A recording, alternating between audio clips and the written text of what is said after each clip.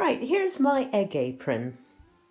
I think it's a thing of beauty. There's 1, 2, 3, 4, 5, 6, 7, 8, 9, 10, 11, 12, 13, 14, 15, 16, 17, 18, 19, 20 spaces. I'm not sure what sort of egg that's meant to hold. Possibly a ostrich egg. I'm not sure. This was crocheted for me by my cousin-in-law, Liz, and she made it for me a couple of years ago when I was still living in Leicestershire. And unfortunately, my hens then were quite elderly and weren't laying many eggs, so it didn't get a lot of use. But now that we've moved to the small holding and have 4 more hens, and they're all kind of young and really kind of coming into lay now, it's getting a lot more use. She showed me the picture of it on a Facebook page, and you can get the pattern off Etsy, apparently, if you just type in crochet egg apron. I'll give a little demonstration of how it works. A couple of eggs here. Pop those in the egg apron. Right, here I am modeling the egg apron. It's full. My hands were free when I put the eggs in, having gathered them. It's so soft that none of the eggs get broken in transit from the chicken coop back to the house. It's comfortable to wear, although it's a little heavy if it's full.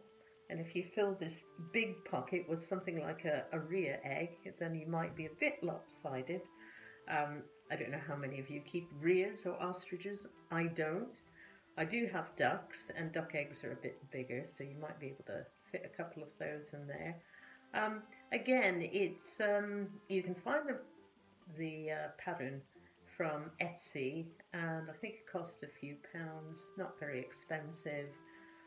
Just type in crochet egg apron and see how you get on.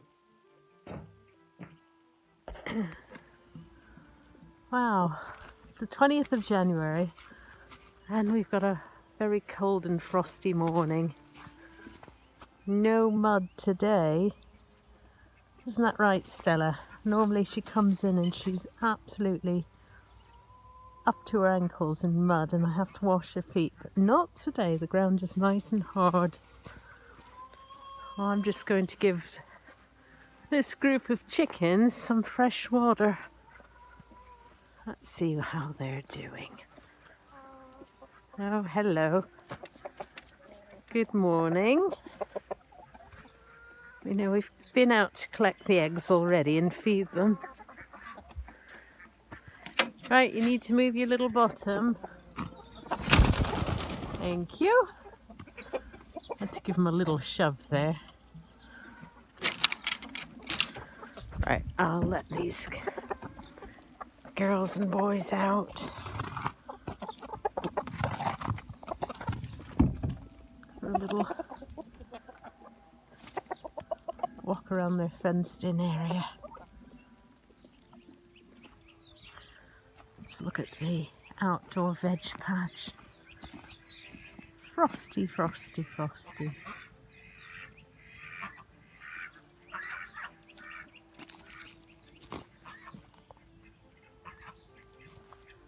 Strawberry patch full of frost. Garlic patch full of frost.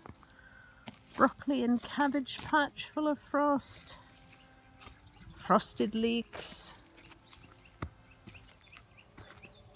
Frosted Brussels sprouts and broad beans. Frosted carrots. I'm not too worried about it though. It'll be fine. Interesting observation I made of the ducks. They have a fenced-in area here.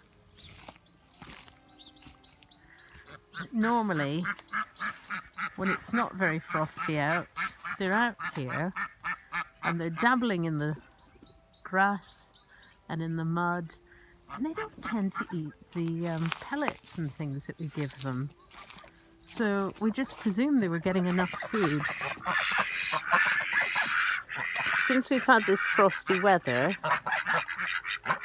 the ground is too frozen for them to kind of dabble and get their bills into it, and they're definitely showing more interest in their feed now. So,